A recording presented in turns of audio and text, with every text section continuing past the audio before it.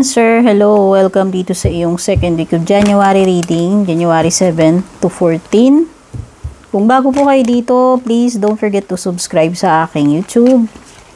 Like and follow na lang din po yung aking Facebook page. Doon po kayo mag-message directly kung magbubook kayo or mag-i-inquire about personal readings. Kuha tayo isa nito para sa iyong overall reading. Overall energy. Ano ba yung pinagsasabi ko? Wala na naman ako sa sarili. Overall energy. Correction. I'm sorry naman. Yan. Mamaya natin bubuksan. Lagay muna natin yung mga cards mo. Malalaki to kaya pagkakasyahin natin. Cancer.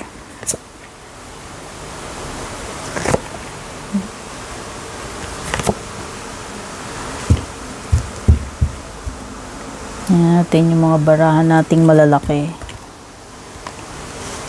Ayan. Kuha tayo isa para sa love life mo. And kuha tayong isa dito para sa closing message or advice para sa iyo ngayong second week.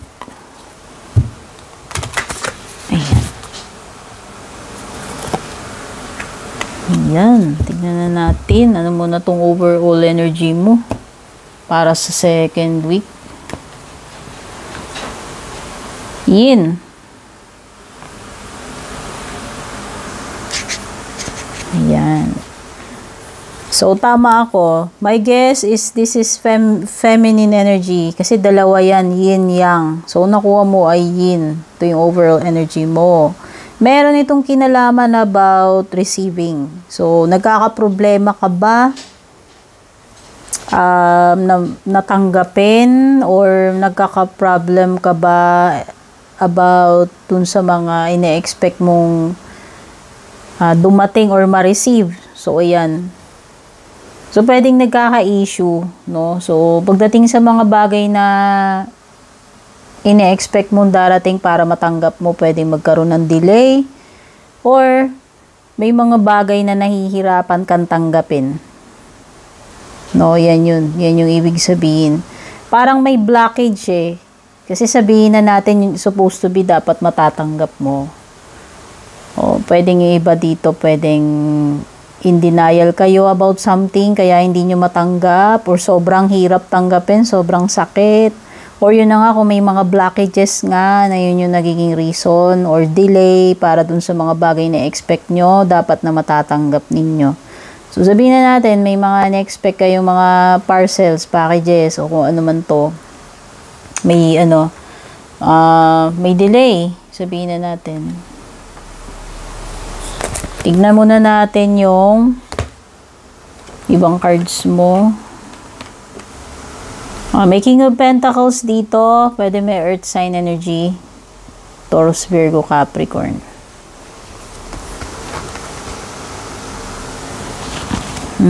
Mahihirapan ka nga talaga based dito sa outcome mo.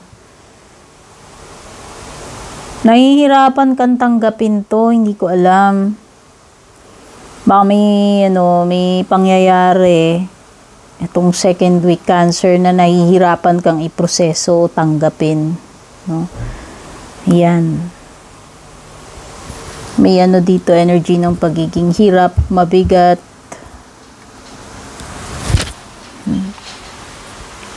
Oo. Meron ditong awayan. Nakita ko dito parang mawalan ng connection. Naputol. So, ayan. So, kung nag-e-expect kayo ng pera, mga sustento, parang meron ditong naputol na sustento. Kung awayan man ito,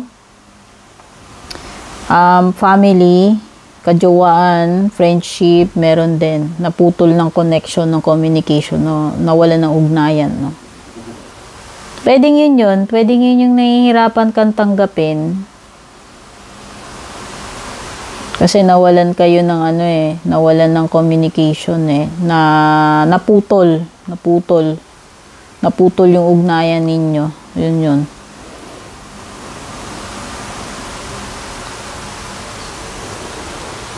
May mga bagay ka pinaglalaban dito, isa yun sa mga reason. Kaya may 7 of Wands dyan.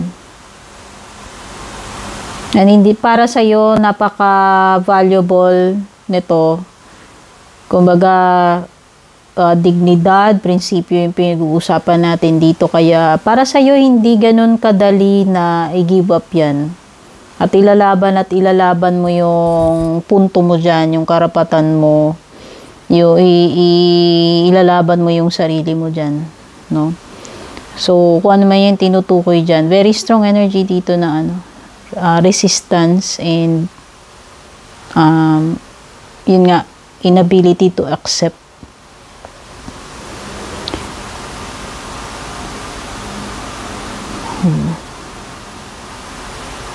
Okay. King of Pentacles is about security. Sabihin na natin pagdating sa financial, no, okay naman ikaw, hindi ka naman hirap. No, nakikita ko dito is a business-minded person. Kung sino may tinutukoy na itong King of Pentacles na yan. Pwedeng yan, pwedeng ibang tao, pero pwedeng energy mo lang din yan, Cancer. Kasi dito parang ang nasisense ko sa King, ipinaglalaban mo yan kasi pribileyo mo yan, karapatan mo yan. So, hindi ko alam, parang may feel ako na merong kinalaman sa sustento, sa pera. Oo, parang karapatan mo kasi yun eh. Karapatan mo kaya nga ipinaglalaban mo yun. So, hindi ka basta dito, hindi ka magba-back out kung ano man yan pinaglalaban mo dyan. Yun yung nafe-feel ko. At mukhang may kinalaman siya sa pera, sa karapatan mo. O sabihin mo na mana yan, sustento, yung mga benepisyo mo pagdating sa trabaho. Basta meron kang pinaglalaban dito and hindi ka Five of Swords nga lang is, mag-ingat ka kasi Five of Swords, pwede ka matalo dyan sa pinaglalaban mo, sabihin na natin. Pwede ka matalo dyan. So, ayan, kung pinaglalaban dito, mamaya may mga legal dito or may kinalaman sa mga sustento, sa kustodiya, hindi ko alam, meron lang tendency na baka matalo ka. Okay? And mahirap tanggapin yun. Kaya siguro, meron kasi ditong parang napakahirap tanggapin para sa iyo eh. So, sana naman hindi ka matalo dyan sa pinaglalaban mo. Kasi kung mangyayari yun, sasaktan at mahirapan ka talagang tanggapin. Kasi nga, karapatan mo yun. Yun yung nakikita ko dito. Hierophant. Kailangan mo ng tulong. Kailangan mo ng tulong ng lawyer or doctor, counselor, kung sino man yung pwedeng tumulong sa'yo dito sa sitwasyon mo. Professional advice to, nakikita ko. Professional service yung kailangan mo dito. Yan. Whether may kinalaman yan nga sa abogado o basta. Okay, pwedeng iba, pinaglalaban ninyo dito yung ninyo, marriage. Pwedeng marriage yung pinaglalaban ng iba. Pwedeng pinaglalaban nyo dito yung mana. Hindi ko alam ano yung hati nyo, yung share ninyo dyan.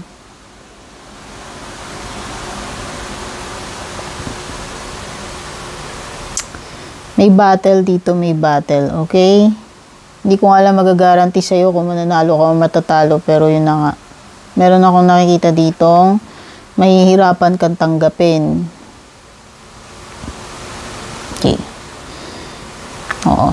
Kasi ang mo dito, pwedeng iba dito, ayan, sa outcome mo.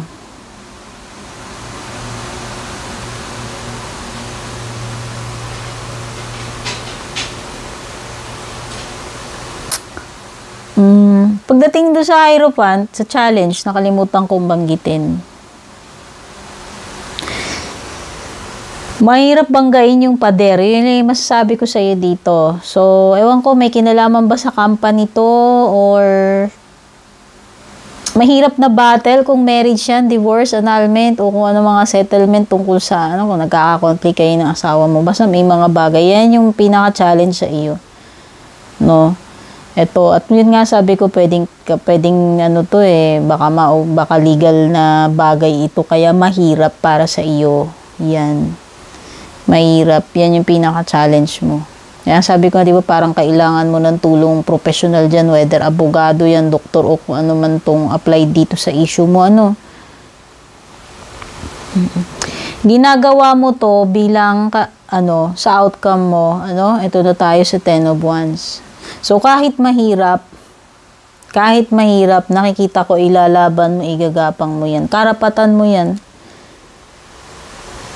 Karapatan mo, kapakanan mo, yung nakataya dito, dignidad mo, reputation mo. Kaya kahit na anong mangyari, ilalaban mo yan. Yun yung nakikita ko. Yun nga lang, sabi ko nga sa'yo, hindi ko magagaranti dito, masasabi sa'yo kung mananalo ka o matatalo dito sa ipinaglalaban mo. Pero ang importante, andun yung tapang mo na ipaglaban kung ano yung gusto mong ipaglaban dito na may kinalaman sa iyo, sa sa karapatan mo. At pagdating sa love life mo, meron kang Aquarius dito, Cancer. Ayan, the Star.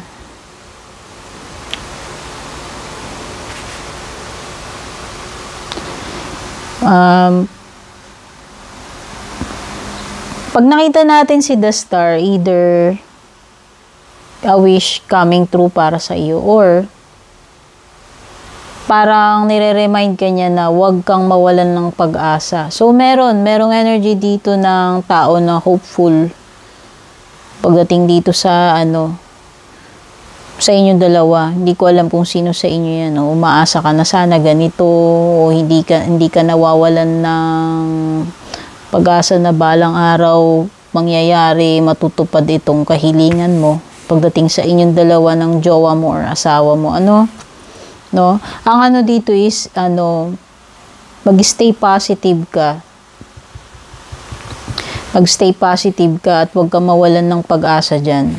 And pagdating sa closing message advice para sa iyo, co-create with spirit.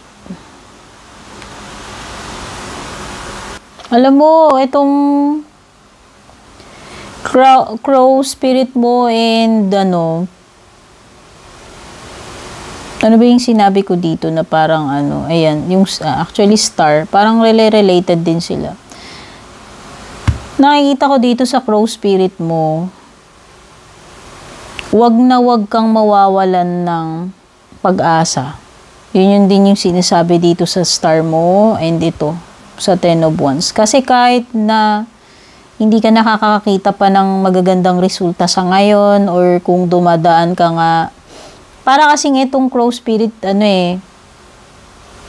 parang nawalan ka ng faith sa isang bagay dahil doon sa mga sobrang hirap na na-experience mo, pinagdaanan mo.